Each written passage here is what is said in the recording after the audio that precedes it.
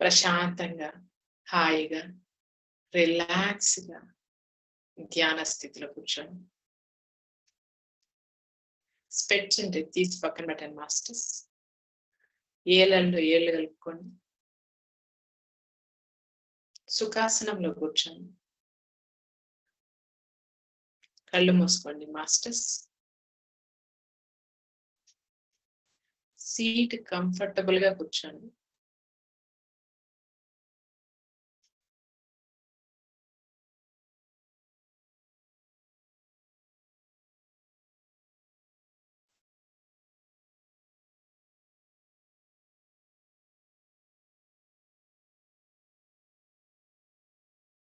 బాడీని ఫ్రీగా రిలాక్స్‌గా వదిలేసేయండి.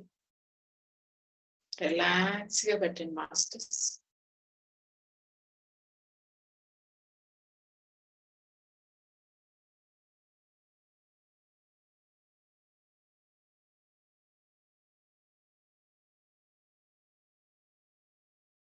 శ్వాసని గమనించండి.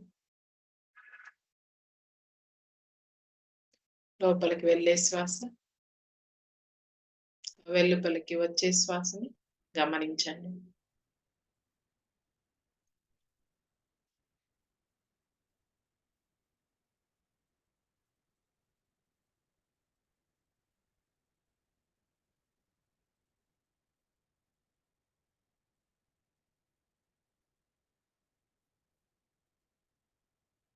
లోపలికి వెళ్ళే శ్వాస, ఆ శ్వాస ఎక్కడికి వెళ్తూ ఉంది అనేది గమనించండి మాస్టర్స్. కండరాల్లోకా, ఎముకల్లోకా, కణాల్లోకా ఎక్కడికి వెళ్తూ ఉంది? మళ్ళీ తిరిగి ఎక్కడి నుంచి వస్తూ ఉంది? గమనించండి. మనం ఒక మోటరేస్తే నీళ్ళెక్కడికి పోతున్నాయి, ఎక్కడి నుంచి వస్తున్నాయి అనేది మనం ఎలా గమనిస్తూ ఉంటామో, చూస్తూ ఉంటామో, అలానే మీ శ్వాసని మీ లోపలికి ఎలా పోతూ ఉంది, తిరిగి ఎక్కడి నుంచి వస్తూ ఉంది. ఈ శ్వాస గమ్యం ఏంది?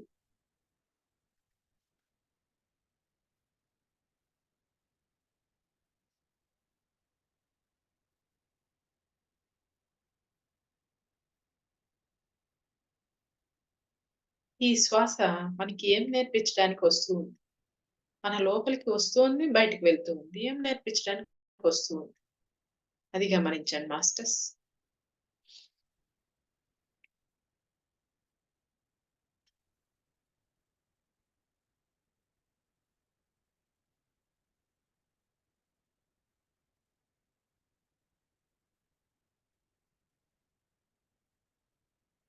ఒక్క శ్వాసే శరీరమంతా వెళ్లి తిరిగి వస్తూ ఉందా?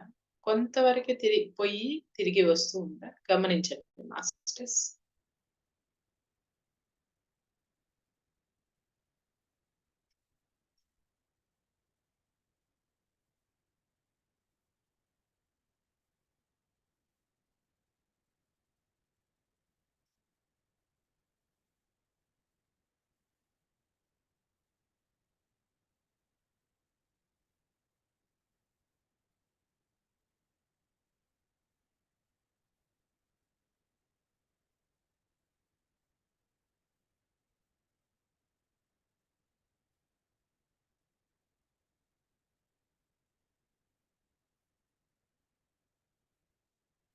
ఆ శ్వాస ఎలా ఉంది?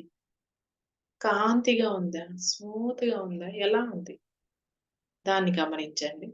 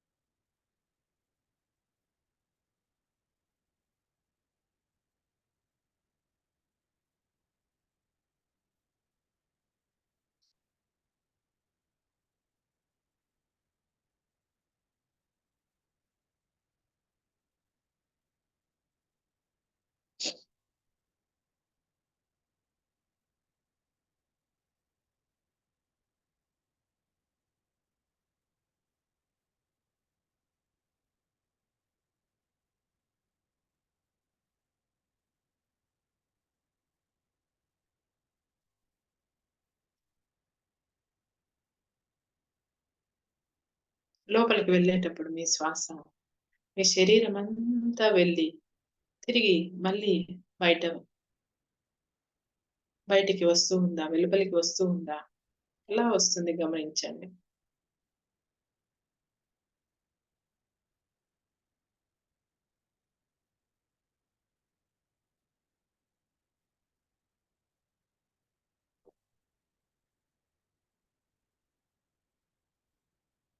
మాస్టర్స్. నేను ఒక 4, 5 ఇయర్స్ నుంచి ధ్యానం చేస్తూ ఉన్నాను. కానీ నేను గూడా అందరూ చెప్తారు శ్వాస మీద ధ్యాస పెట్టండి, పెట్టండి, పెట్టండి అనేసి. కానీ నాకు ఆ శ్వాస మీద ధ్యాస ఎలా పెట్టాలనేది నాకు తెలీదు. ఇన్ని 6, 7 ఇయర్స్ నేను ట్రై చేస్తూనే ఉన్నా. ఒక్క నిమిషం శ్వాసను తీసుకునేది, శ్వాసను వదిలేసేది. మళ్ళీ వేరే థాట్స్ వెనకాల పోతూ ఇలా ఉండేది నా లైఫ్. నేనెందుకు చెప్తూ ఉన్నానంటే దానికి ఒక అర్థం ఉందనేసి నేను మీకు చెప్తూ ఉన్నాను. ఈ విషయంలో. నేను ఎన్నో సంవత్సరాలు ఒక 7 ఇయర్స్ 6, 7 ఇయర్స్ తర్వాత ఒక 15 డేస్ నుంచి ఆ శ్వాస మీద ధ్యాస అనేది పెట్టాను మాస్టర్స్. డిఫరెంట్‌గా థాట్స్ మంచి మంచి ఆలోచనలు. అసలు ఎంత స్వర్గంలో ఉన్న ఫీలింగ్ వస్తాంది మాస్టర్. అసలు నేను స్వర్గంలోనే ఉన్నాను. ఎందుకంటే శ్వాస మీద ధ్యాస పెడితే ఆ నిమిషంలోనే ఉంటారు మీరు. ఎక్కడికి పోరు. నేను ఇన్ని రోజులు నాకు తెలియలేదు. ఎలా పెట్టాలి? ఎలా తీసుకురావాలి? ఎలా లోపలికి వదలాలి? లోపలికి పోయేటప్పుడు ఎలా గమనించాలి? తిరిగి బయటొచ్చేటప్పుడు ఎలా గమనించాలనేది నాకు తెలీదు.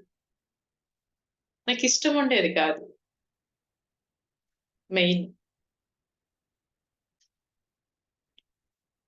చాలా చాలా అంటే చాలా ధ్యానం చేశాను గానీ, నాకిష్టం ఉండేది గాదు. నేను అక్కడ కూర్చునేదాన్ని. కూర్చోవాలంటే, ఆ శ్వాస మీద ధ్యాస పెట్టాలంటే నా వల్ల అయ్యేది కాదు. కానీ ఇన్ని రోజుల తర్వాత ఆ! ఒక్క సెకండే నేను శ్వాస మీద ధ్యాస అనేది నేర్చుకున్నా. ఒక్క సెకండ్‌లో ఆ ఒక్క సెకండ్ ఎంత అద్భుతమైందంటే, నా జీవితంలో అసలు మార్వెలెస్. ఆయన చెప్తాడు గదా! పత్రిజీ, "ఒక్క సెకండ్ నీకు టైమ్ ఉందా? 1 మినిట్ అట్లా కూర్చో. ఎప్పుడు టైమ్ ఉన్నా సరే 1 మినిట్ కూర్చో చాలు. శ్వాస మీద ధ్యాస పెట్టు. నీ లైఫ్ అనేది చూడు. నిన్ను నువ్వు గెలువు చాలు. ప్రపంచం తర్వాత గెలవచ్చు. నిన్ను నువ్వు గెలువు ఫస్ట్." అని ఆయన చెప్పాడు మాస్టర్స్. నాకా ఆ అర్థం నాకిప్పుడు తెలుసు. మీరు గంటలుగా చేయమని నేనైతే చెప్పను. మీరు ఎక్కడైతే ఒక 1 మినిట్ శ్వాసను గమనించండి చాలు. ఏడ నిలబడుకున్నా, కూర్చున్నా, ఎక్కడ ఉన్నా కూడా సరే. ఒక 1 మినిట్ గమనించండి. మీ లైఫ్ అంటే ఏందనేది మీకు తెలుస్తుంది.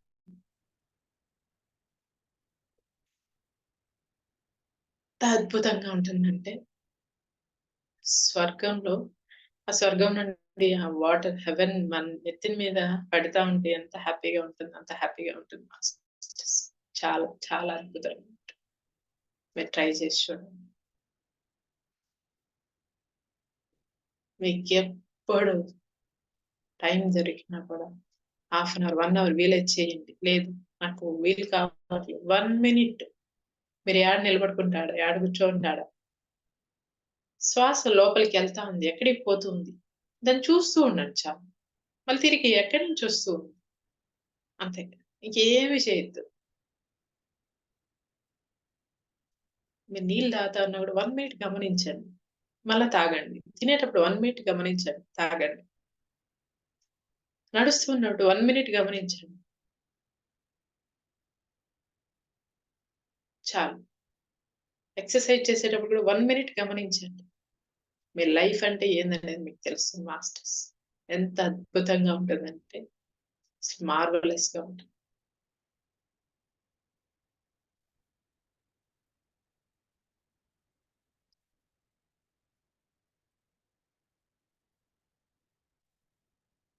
మీ ముందర ఉన్నటువన్నీ కూడా కరిగిపోతాయి మాస్టర్స్.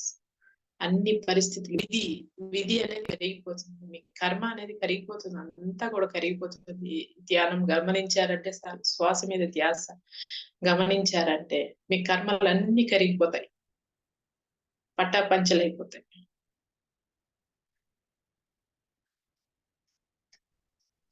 నిజాయితీ అనేది వస్తుంది. మీ మీద కాన్ఫిడెంట్ వస్తుంది. ధైర్యం వస్తుంది. ఆనందం వస్తుంది. అన్ని వస్తాయి మాస్టర్స్.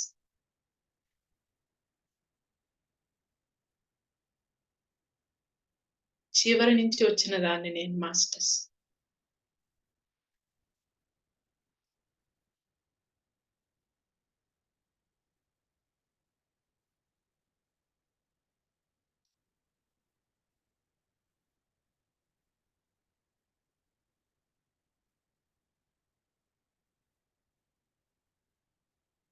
పుష్కలంగా మన శ్వాస మనకి మనకి మనం తీసుకోగలేదు మాస్టర్స్. దాని ఇష్టంగానే అదే వెళ్తూ ఉంటుంది. తిరిగి అదే వస్తూ ఉంటుంది.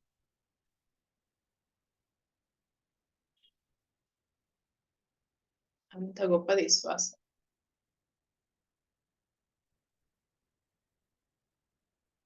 మీరు ఎవరిని కూడా మాట్లాడాల్సిన అవసరం లేదు మాస్టర్స్. వాళ్ళని కూడా మీ శ్వాసని ఎలా గమనిస్తూ ఉంటారు, వాళ్ళని కూడా అలా గమనిస్తూ ఉంటే చాలు. ఆటోమేటిక్ గా వాళ్ళు ఎలా మీకు మీరు ఎలా వాళ్ళు ఉండాలని అనుకుంటారు అలానే ఉండిపోతారు మాస్టర్స్. అద్భుతంగా మారుతారు. ఆ శ్వాస అంత గొప్పది.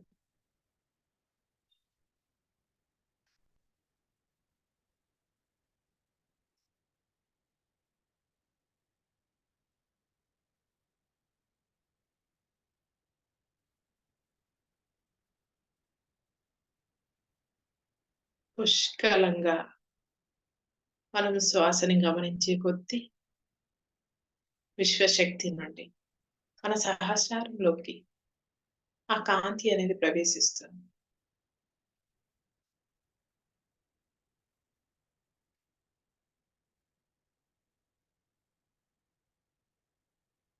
మన శరీరం అంతా కూడా కాంతి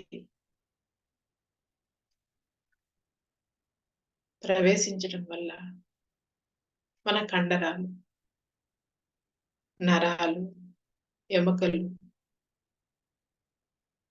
సెల్స్ అన్ని పటిష్టంగా ఉంటాయి మాస్టర్స్. చాలా స్ట్రాంగ్ గా తయారవుతాయి ప్రతి ఒక్కటి కూడా.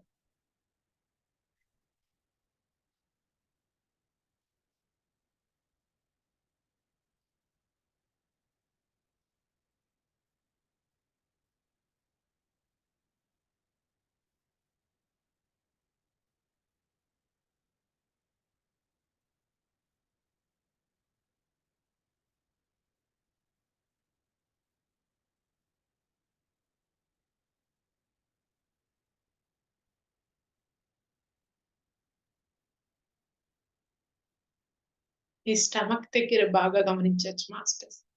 మీ స్టమక్ ముందుకు వెళ్తూ ఉంటుంది, వెనక్కి వస్తూ ఉంటుంది. బాగా గమనించవచ్చు.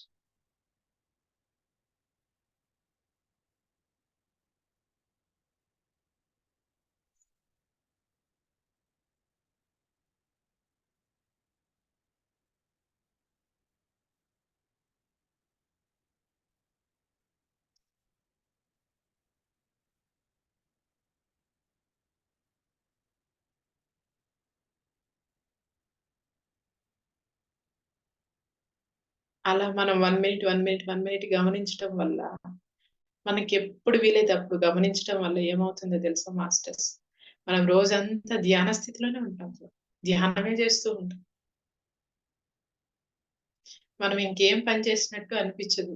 ధ్యానమే చేస్తూ ఉన్నట్టే అనిపిస్తుంది మనకి. శ్వాస మీద ధ్యాసతోనే ఉంటాం మనం.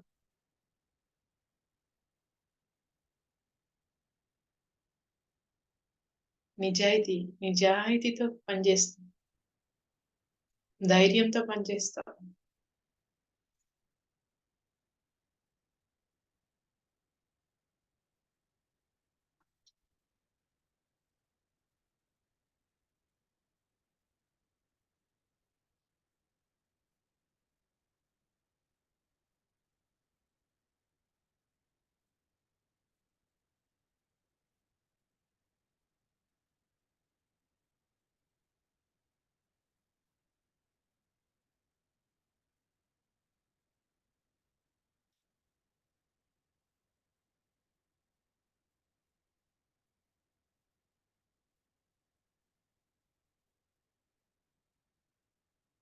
శ్వాస మీద ధ్యాస.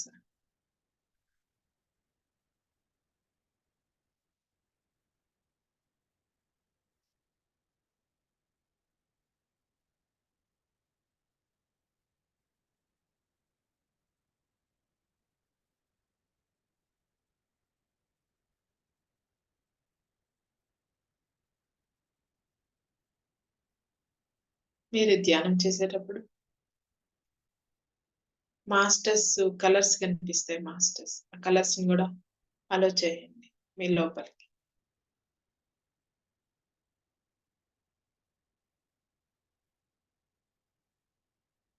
మాస్టర్స్ కనిపిస్తారు. వాళ్ళతో కలిసి ధ్యానం చేయండి. మీతో కలిసి ధ్యానం చేయమని రిక్వెస్ట్ చేయండి వాళ్ళని.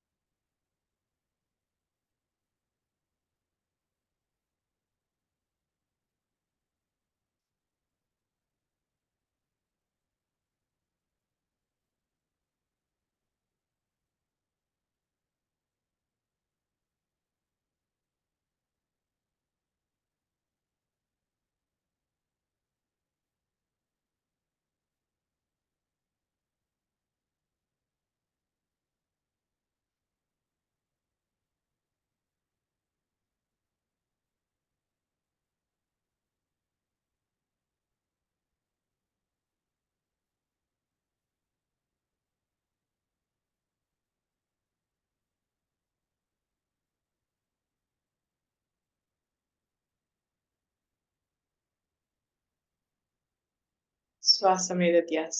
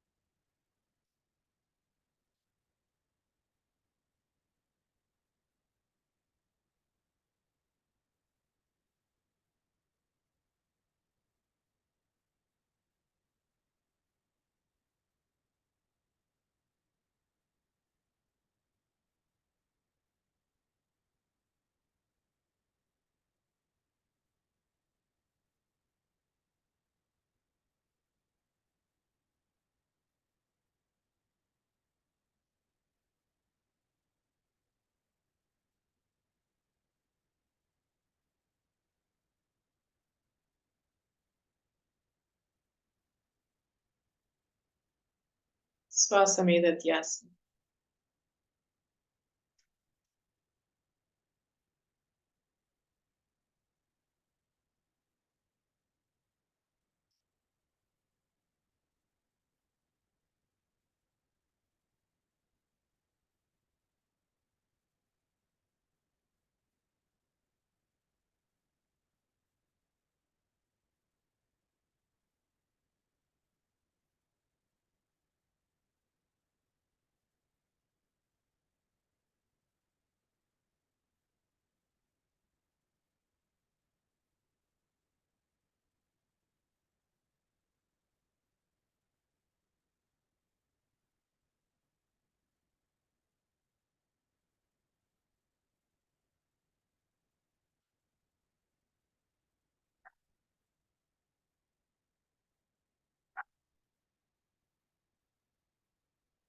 ఈ శ్వాస మీద ధ్యాస వల్ల మీకేమైనా పెయిన్స్ ఉన్నా గూడా అవి కూడా కరిగిపోతాయి మాస్టర్స్.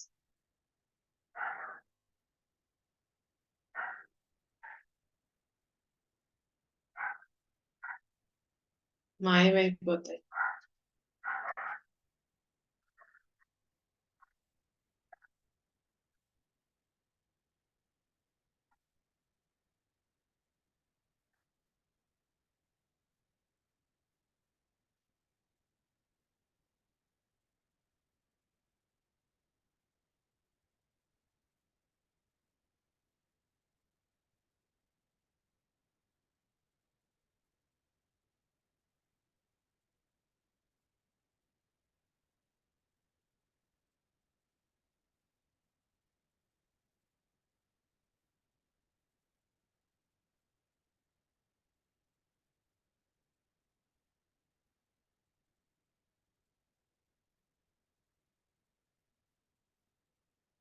శ్వాస మీద ధ్యాస.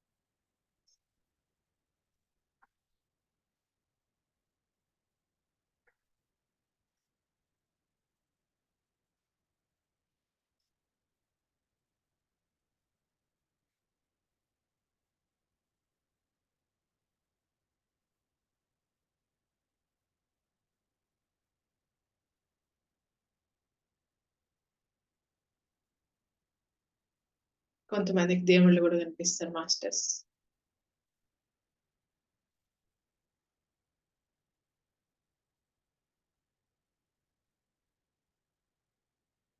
మీకేమైనా క్వశ్చన్ ఉన్నా కూడా అడగచ్చు వాళ్ళని.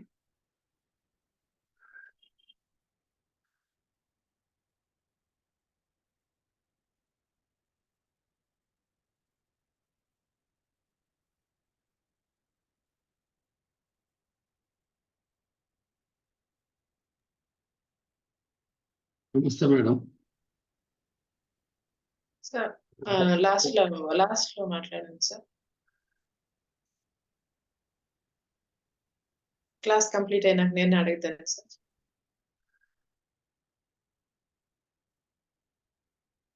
మ్యూట్ చేసుకోండి మాస్టర్స్.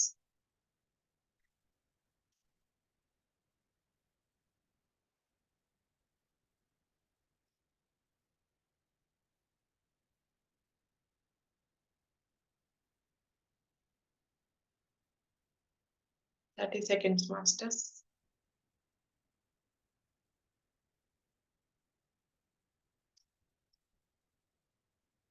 ఇంకా ఎంత లోపలికి ఆ శ్వాస అనేది వెళ్తూ ఉందో గమనించండి masters.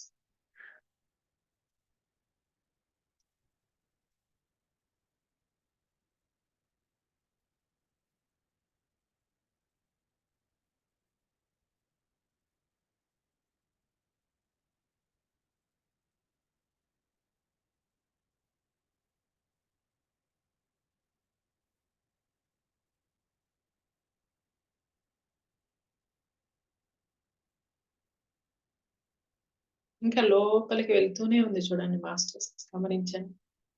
20 seconds.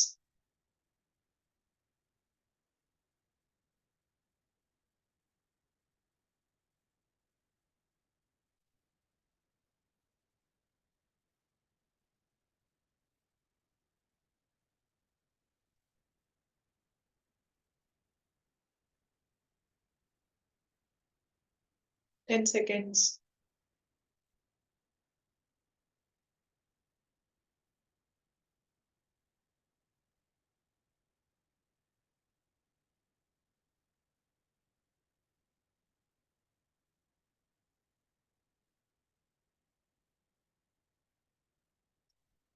Five seconds.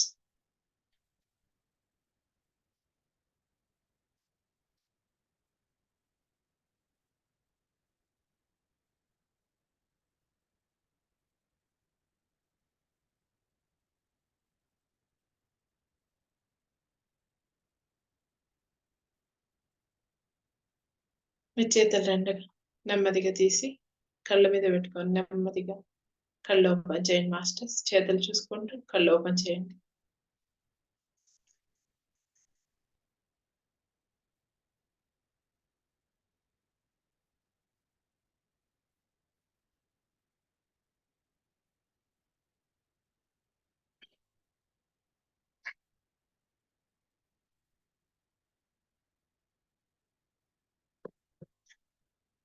Thank you masters. ఈరోజు మన క్లాస్ వచ్చి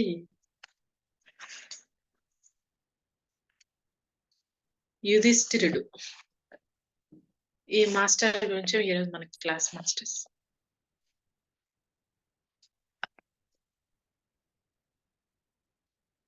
నా గురువులు ఇద్దరికి పత్రిజీ సార్కి, మణికంఠ సార్కి శతకోటి వందనాలు, శతకోటి కృతజ్ఞతలు. విశ్వశక్తికి, భూమాతకి, ప్రకృతి మాతకి, పంచభూతాలకి, పంచేంద్రియాలకి, నవగ్రహాలకి శతకోటి వందనాలు, శతకోటి కృతజ్ఞతలు.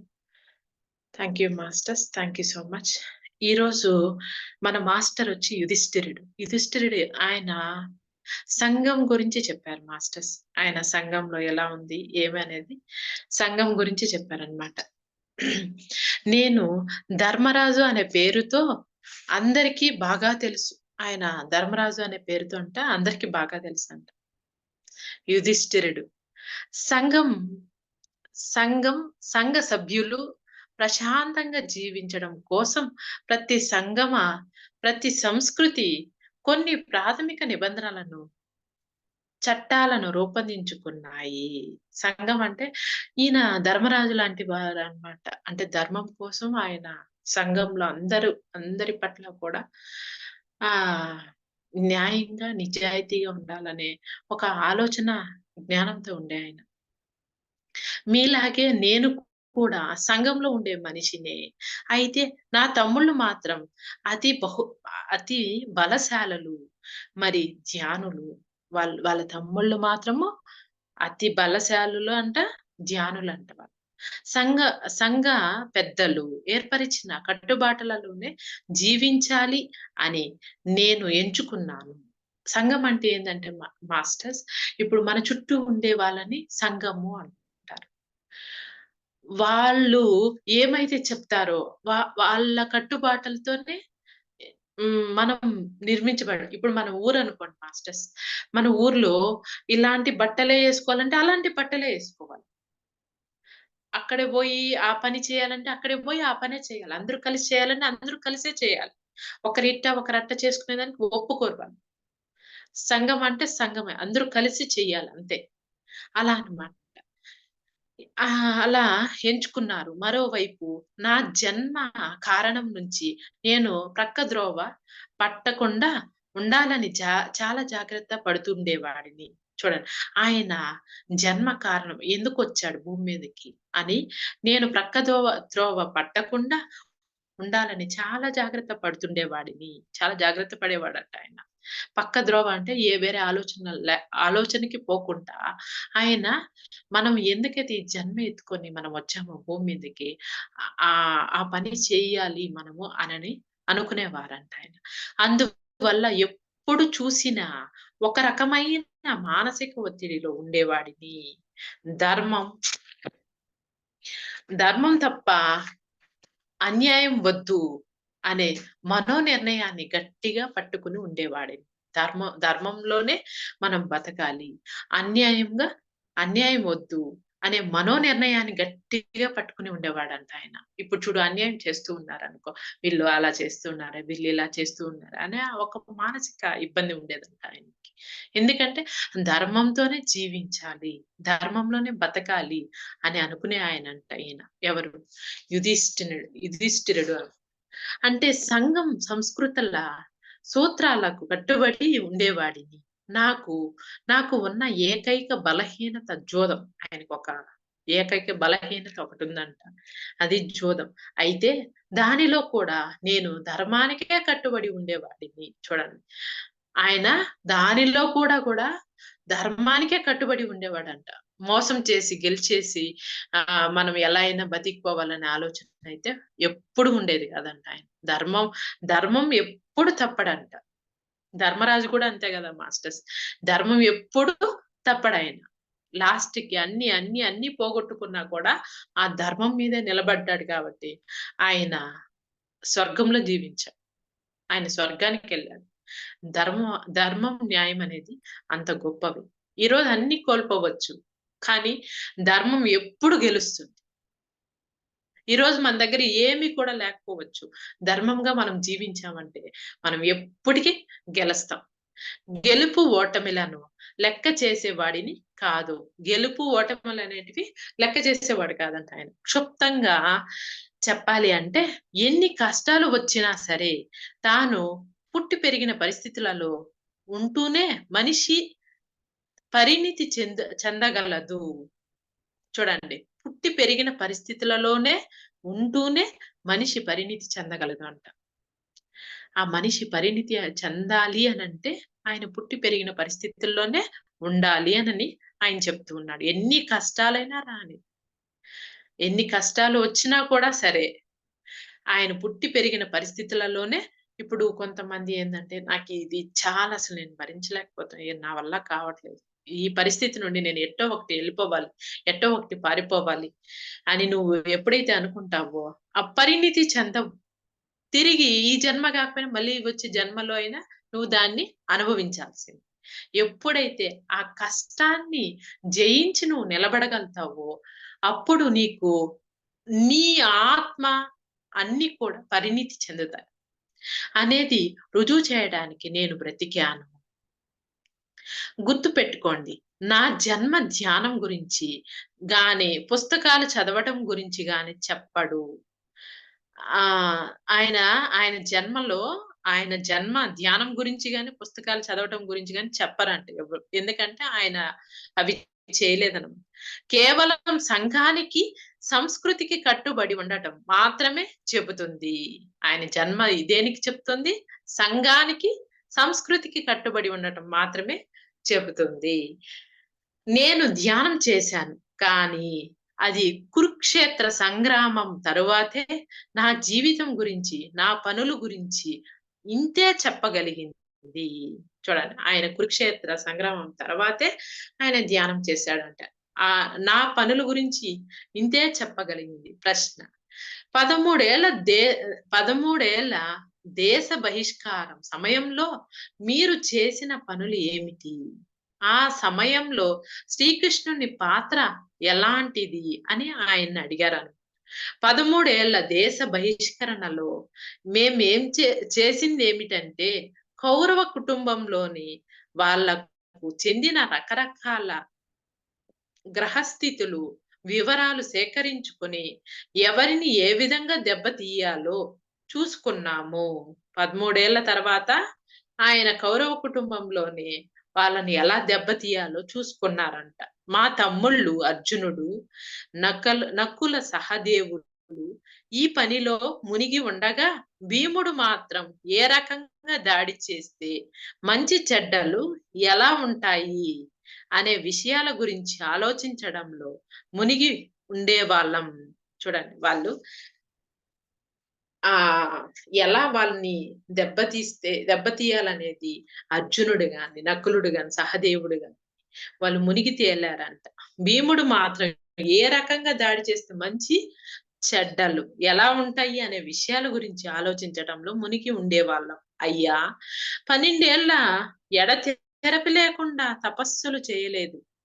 మేము ఆ కాలంలో ఎన్నో యుద్ధాలు కూడా చేశాం. మేము జన్మ వచ్చింది కేవలం ధ్యానం కోసమే కాదు. ఎక్కువ భాగం ధ్యానంలో గడిపామును అనుకోండి. ఈ అరణ్యవాస కాలంలోనే అర్జునుడు బహుముఖ పరిధులలోకి ప్రయాణం చేయడం, మల్టీ డైమెన్షనల్ ట్రావెల్ నేర్చుకున్నాడు. అంటే ఇంకొక యుగానికి ఎలా వెళ్ళాలి అనేది నేర్చుకున్నాడంట ఆయన. ఆ 12 ఏళ్ల అరణ్యవాసంలో అమితంగా లాభపడిన వ్యక్తి ద్రౌపది. ద్రౌపది ఆమె అంట ఆ 12 ఏళ్ల అరణ్యవాసంలో అమితంగా లాభపడిందంట. ఎందుకు లాభపడిందో చూద్దాం. తన అతీంద్రియాల శక్తులన్నిటినీ ఆమె తిరిగి తెచ్చుకుంది. కృష్ణుడు ఆమెకు ప్రధాన గురువు. అతని నుంచి ఆమె చాలా నేర్చుకుంది. అది ఆయన చెప్పింది ఈరోజు ఇన్ఫర్మేషన్. Okay masters. ఈ మాస్టరు ఏం చెప్పారంటే, యుధిష్ఠిరుడు అనే ఆ మాస్టర్ ఏం చెప్పారంటే ఈరోజు జ్ఞానం, ఆయన సంఘం కోసం పనిచేశాడు. నీతి కోసం ధర్మరాజులాగా యుద్ధం అదే ఏది కూడా ఆయన న్యాయంగానే చేశారన్నమాట. నిజాయితీగానే ఉన్నారన్నమాట. జూదం ఆడినా కూడా ఆయన ఏమి మోసం చేయకుండా ధర్మానికి కట్టుబడి ఉన్నారు. నిజాయితీగా జీవించారు మాస్టర్స్. అది ఆయన ధ్యానం చేయకపోయినా కూడా ఆయన ధర్మానికి కట్టుబడి ఉన్నారు. అది ఈరోజు ఆయన జ్ఞానము. Thank you masters. మీకేమైనా క్వశ్చన్స్ ఉంటే అడగచ్చు ఈ ఈ జ్ఞానం మీద. అంటే ఒక్కొక్క మాస్టర్ వచ్చి ఒక్కొక్క జ్ఞానాన్ని ఇచ్చిపోతారనమాట. అంటే ధ్యానం చేస్తే ఎలా ఉంటుంది, ధ్యానం చేయకుండా ఉండే వాళ్ళు ఎలా ఉంటారు అని అనేది ఒక్కొక్క రోజు ఒక్కొక్క జ్ఞానం అనమాట. ఈయన ఈయన అదే సమాజం కోసం ఈయన ఎక్కువ పాటుపడేవాడు అనమాట. వాళ్ళ ఉన్న పరిస్థితులతోనే కలిసి ఉండే ఆయన. Thank you masters. ఏమైనా క్వశ్చన్ ధర్మరాజమ్మా, చెప్పండి సార్. యుధిష్ఠరుడు అంటే ధర్మరాజే. Okay okay. ధర్మరాజు. ఆయనకి ఇంకొక పేరు ధర్మరాజా? ధర్మరాజు యుధిష్ఠరుడు రెండు పేర్లు ఆయనకు. Okay okay. Thank you madam. నేను వినలేదు అందుకోసం. ఓకే. ఏమన్నా క్వశ్చన్ ఉంటే అడగండి. చెప్పండి మేడం. యాక్చువల్‌గా మా అమ్మ చాలా బాగా చెప్పేది ఇవన్నీ. ఓకే. పెద్దవాళ్ళు బాగా చెప్తారు మేడం. ఈ వీళ్ళ బాగా గురించి చెప్తారు. ఆ అది కాక జ్ఞానం గురించి.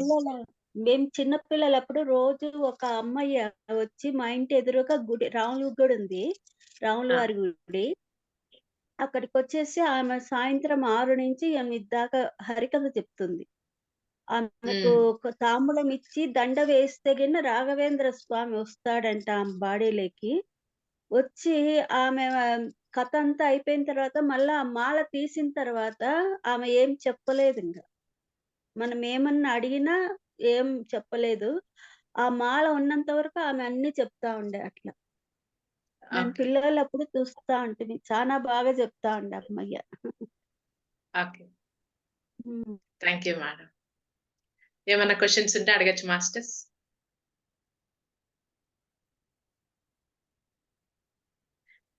ధ్యానంలో క్వశ్చన్స్ ఉన్నా కూడా అడగచ్చు. మీకు ఏమన్నా క్వశ్చన్ ఉంటే నాకు తెలిసిన వరకు మీకు నేను చెప్తాను. మేడం నేను ఒకటి అడుగుతాను. చెప్పండి సార్. మీరు ఫస్ట్ శ్వాస గమనిక చెప్పారు కదా మేడం. అవును సార్. 4 ఇయర్స్ నుంచి నేను కూడా చేస్తున్నాను మేడం. 4 ఇయర్స్ నుంచి శ్వాస గమనిక వస్తలేదు నాకు అసలు. అవునవును.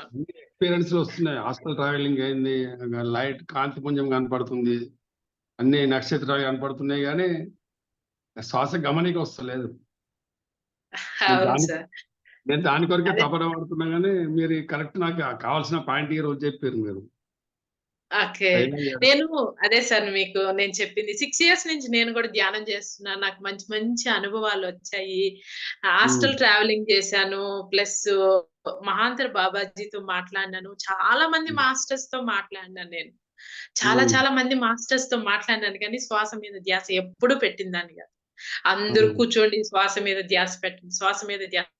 అది ఎలా పెట్టాలి?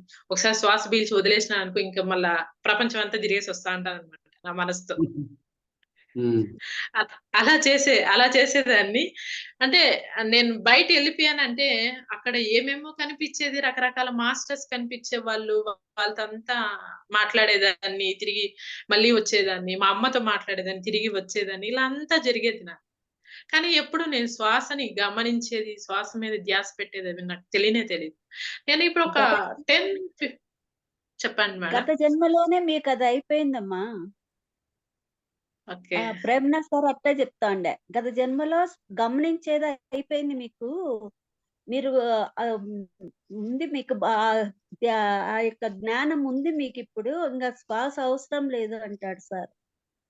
ఆహా.